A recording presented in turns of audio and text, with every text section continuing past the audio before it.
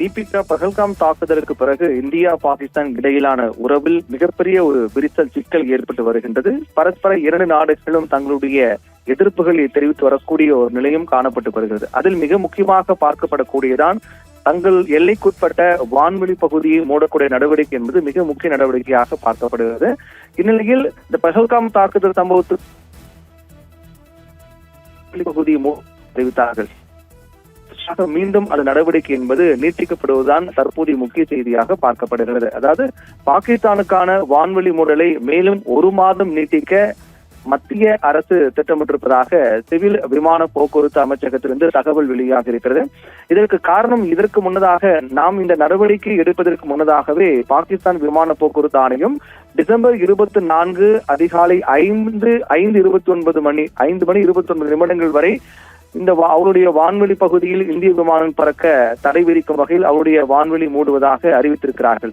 அதற்கு அடுத்த கட்டமாக தான், அதற்கு பதிலடியாக தான் மத்திய அரசு தற்போது இந்த நடவடிக்கையை மேற்கொண்டிருப்பதாக தெரிவிக்கிறது. இது விமானிகளுக்கு ஒழுங்குமுறை அதிகாரிகள் வழங்கப்படக்கூடிய மிக முக்கியமான அறிவிப்பாக இது வெளியாக இருப்பதாக சொல்லப்படுகின்றது.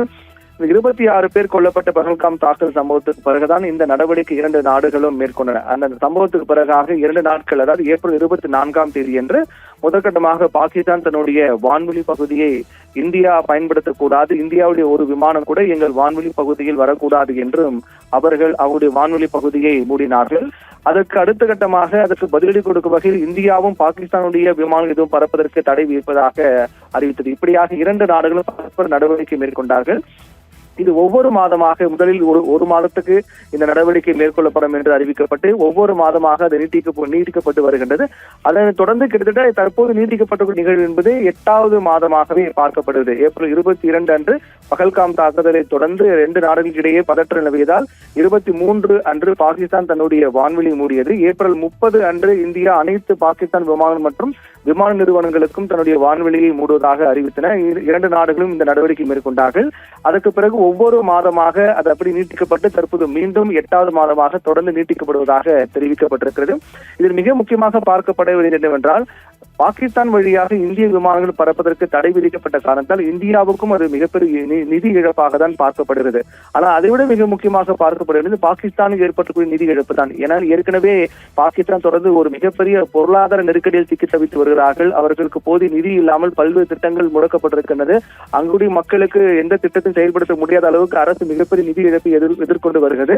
அப்படிப்பட்ட ஒரு நிலையில்தான் இந்தியாவுடைய விமானங்கள் பாகிஸ்தான் வழியாக வான் எல்லை வழியாக பறந்தால் அது பாகிஸ்தானுடைய அரசுக்கு ஒரு வருமானமாக கிடைக்கும். ஆனால் தற்போது இந்தியாவுக்கு எதிர்ப்பு தெரிவிக்க வேண்டும், இந்தியா மீது எதிர்ப்பு பதிவு செய்ய வேண்டும் என்ற நோக்கத்தில் பாகிஸ்தான் மேற்கொண்ட இந்த நடவடிக்கை என்பது அவர்களுக்கு மிகப்பெரிய பாதிப்பாக அமைந்திருப்பதை தான் பார்க்கின்றோம். கடந்த இந்த 7-8 மாதங்களாக பாகிஸ்தானுடைய வான்வெளி பரப்பு மூடப்படக்கூடிய காரணத்தால் கிட்டத்தட்ட பல லட்சம் கோடி அளவுக்கு இழப்பு ஏற்பட்டிருப்பதாக சொல்லப்படுகின்றது. இது தொடர்ந்து நீடிக்கக்கூடிய பட்சத்தில் இன்னும் நிதி இழப்பு என்பது பாகிஸ்தானுக்கு அதிகமாக ஏற்படும் என்றும் கூறப்படுகிறது. அதே சமயத்தில் இந்தியாவுக்கும் இது மிகப்பெரிய ஒரு நிதி இழப்பாக தான் பார்க்கப்படுகிறது. அதன் காரணமாக தான் இந்த வான்வெளி பகுதியை பொறுத்தவரையிலும் சைனாவினுடைய மிக முக்கியமான சென்சிட்டிவ் என்று சொல்லப்படக்கூடிய மிக நுட்பமான வான்வெளி பகுதியை இந்தியா விமானங்கள் பயன்படுத்த வேண்டும் என்று கோரிக்கை வைக்கப்பட்டிருப்பதாக சொல்லப்பட்டிருக்கிறது. இந்த நிலையில் இது மாற்று நடவடிக்கை இந்திய தரப்பில் மேற்கொண்டு வந்தாலும் கூட இதை சமாளிக்கக்கூடிய வகையிலான பொருளாதாரம் இந்தியா வைத்திருக்கக்கூடிய காரணத்தால் இது இந்தியாவோட பாகிஸ்தானுக்கு மிகப்பெரிய இழப்பாக பார்க்கப்படுது. 8வது மாதமாக இந்தியா மற்றும் பாகிஸ்தான் ஆகிய 2 நாடுகளும் தங்கள் வான்வெளி மூடுவது என்பது தொடர்வதை பார்க்கின்றோம். தீபிகா.